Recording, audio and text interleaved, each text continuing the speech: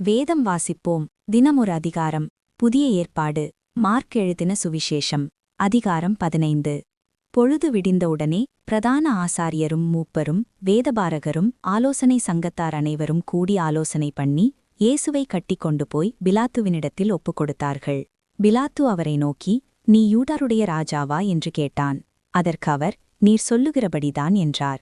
பிரதான ஆசாரியர்கள் அவர் மேல் அநேகங் குற்றங்களை சாட்டினார்கள். அவரோ மாறுத்தரம் ஒன்றும் சொல்லவில்லை. அப்பொழுது பிலாத்து மறுபடியும் அவரை நோக்கி, இதோ இவர்கள் உன்மேல் எத்தனையோ குற்றங்களை சாட்டுகிறார்களே, அதற்கு நீ உத்தரவொன்றும் சொல்லுகிறதில்லையா என்று கேட்டான். இயேசுவோ அப்பொழுதும் உத்தரவொன்றும் சொல்லவில்லை. அதனால் பிலாத்து ஆச்சரியப்பட்டான். காவல் பண்ணப்பட்டவர்களில் எவனை விடுதலையாக்க வேண்டுமென்று ஜனங்கள் கேட்டுக்கொள்வார்களோ அவனை அவர்களுக்காக விடுதலையாக்குவது பண்டிகைதோறும் பிலாத்துவுக்கு வழக்கமாயிருந்தது. கலகம் பண்ணி அந்த கலகத்தில் கொலை செய்து அதற்காக காவல் பண்ணப்பட்டவர்களில் பரபாஸ் என்னப்பட்ட ஒருவன் இருந்தான். ஜனங்கள் வழக்கத்தின்படியே தங்களுக்கு ஒருவனை விடுதலையாக்க வேண்டுமென்று சத்தமிட்டு கேட்டுக்கொள்ளத் தொடங்கினார்கள். பொறாமையினாலே பிரதான ஆசாரியர்கள் அவரை ஒப்புக் கொடுத்தார்கள் என்று பிலாத்து அறிந்து அவர்களை நோக்கி, நான் யூதருடைய ராஜாவை உங்களுக்கு விடுதலையாக்க வேண்டுமென்றிருக்கிறீர்களா என்று கேட்டான். பரபாசை தங்களுக்கு விடுதலையாக்க வேண்டுமென்று ஜனங்கள் கேட்டுக்கொள்ளும்படி பிரதான ஆசாரியர்கள் அவர்களை ஏவிவிட்டார்கள். பிலாத்து மறுபடியும் அவர்களை நோக்கி, அப்படியானால் யூதருடைய ராஜாவென்று நீங்கள் சொல்லுகிறவனை நான் என்ன செய்ய வேண்டும் என்று கேட்டான். அவனை சிலுவையில் அறையும் என்று மறுபடியும் சத்தமிட்டுச் சொன்னார்கள். அதற்கு பிலாத்து, ஏன், என்ன பொல்லாப்பு செய்தான் என்றான். அவர்களோ அவனை சிலுவையில் அறையும் என்று பின்னும் அதிகமாய் கூக்குரலிட்டுச் சொன்னார்கள். அப்பொழுது பிலாத்து ஜனங்களை பிரியப்படுத்த மனதுள்ளவனாய் பரபாசையை அவர்களுக்கு விடுதலையாக்கி இயேசுவையோ வாரினால் அடிப்பித்து சிலுவையில் அறையும்படிக்கு ஒப்புக் கொடுத்தான்.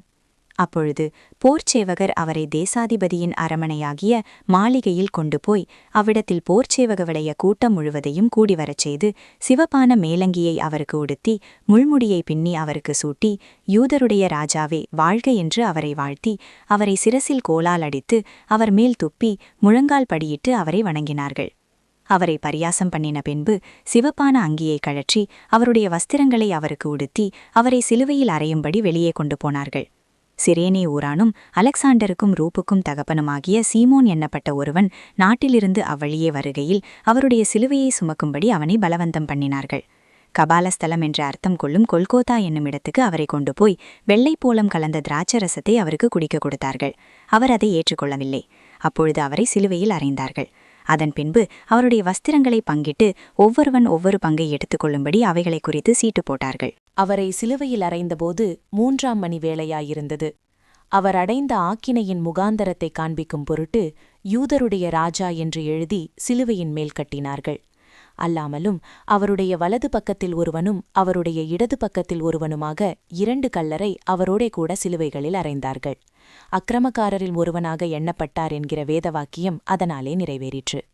அந்த வழியாய் நடந்து போகிறவர்கள் தங்கள் தலையை துலுக்கி, ஆ ஆ, தேவாலயத்தை இடித்து 3 நாளைக்குள்ளே கட்டுகிறவனே, உன்னை நீயே ரட்சித்துக்கொள், சிலுவையிலிருந்திறங்கி வா என்று அவரை தூஷித்தார்கள். அப்படியே பிரதான ஆசாரியரும் வேதபாரகரும் தங்களுக்குள்ளே பரியாசம் பண்ணி, மற்றவர்களை ரட்சித்தான், தன்னைத்தான் ரட்சித்துக் கொள்ள திராணியில்லை. நாம் கண்டு விசுவாசிக்கத்தக்கதாக இஸ்ரவேலுக்கு ராஜாவாகிய கிறிஸ்து இப்பொழுது சிலுவையிலிருந்து இறங்கட்டும் என்று சொல்லிக் கொண்டார்கள். அவரோடே கூட சிலுவைகளில் அறையப்பட்டவர்களும் அவரை நிந்தித்தார்கள். 6ஆம் மணி நேரம் முதல் 9ஆம் மணி நேரம் வரைக்கும் பூமியெங்கும் அந்தகாரம் உண்டாயிற்று. 9ஆம் மணி நேரத்திலே இயேசு, எலோயி எலோயி லாமா சபக்தானி என்று மிகுந்த சத்தமிட்டு கூப்பிட்டார். அதற்கு, என் தேவனே, என் தேவனே, ஏன் என்னை கைவிட்டீர் என்று அர்த்தமாம். அங்கே நின்றவர்களில் சிலர் அதை கேட்டபோது, இதோ எலியாவை கூப்பிடுகிறான் என்றார்கள்.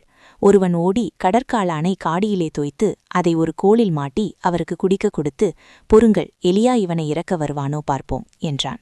இயேசு மகா சத்தமாய் கூப்பிட்டு ஜீவனை விட்டார். அப்பொழுது தேவாலயத்தின் திரைச்சீலை மேல் தொடங்கி கீழ் வரைக்கும் 2ஆக கிழிந்தது. அவருக்கு எதிரே நின்ற 100க்கு அதிபதி அவர் இப்படி கூப்பிட்டு ஜீவனை விட்டதைக் கண்டபோது, மெய்யாகவே இந்த மனுஷன் தேவனுடைய குமாரன் என்றான். சில ஸ்திரீகளும் தூரத்திலிருந்து பார்த்து கொண்டிருந்தார்கள்.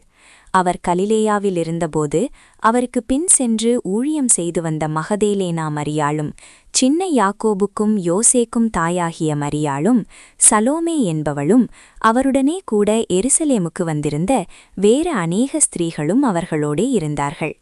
ஓய்வு நாளுக்கு முந்தின நாள் ஆயத்த நாளாயிருந்தபடியால் சாயங்காலமானபோது கனம்புருந்திய ஆலோசனைக்காரனும் அரிமத்தியா ஊரானானும் தேவனுடைய ராஜ்யம் வர காத்திருந்தவனுமாகிய யோசேப்பு என்பவன் வந்து பிலாத்துவினிடத்தில் துணிந்து போய் இயேசுவின் சரீரத்தை கேட்டான். அவர் இத்தனை சீக்கிரத்தில் மரித்துப் போனாரா என்று பிலாத்து ஆச்சரியப்பட்டு 100க்கு அதிபதியை அழைப்பித்து, அவர் இதற்குள்ளே மரித்தது நிச்சயமா என்று கேட்டான். 100க்கு அதிபதியினாலே அதை அறிந்து கொண்ட பின்பு சரீரத்தை யோசேப்பினிடத்தில் கொடுத்தான். அவன் போய் மெல்லிய துப்பட்டியை வாங்கிக் கொண்டு வந்து அவரை இறக்கி அந்த துப்பட்டியிலே சுற்றி கண்மலையில் வெட்டியிருந்த கல்லறையிலே அவரை வைத்து கல்லறையின் வாசலில் ஒரு கல்லை புரட்டி வைத்தான். அவரை வைத்த இடத்தை மகதலேனா மரியாளும் யோசேயின் தாயாகிய மரியாளும் பார்த்தார்கள். ஆமேன். கர்த்தருடைய ஆசீர்வாதம் உங்கள் மேல் இருப்பதாக.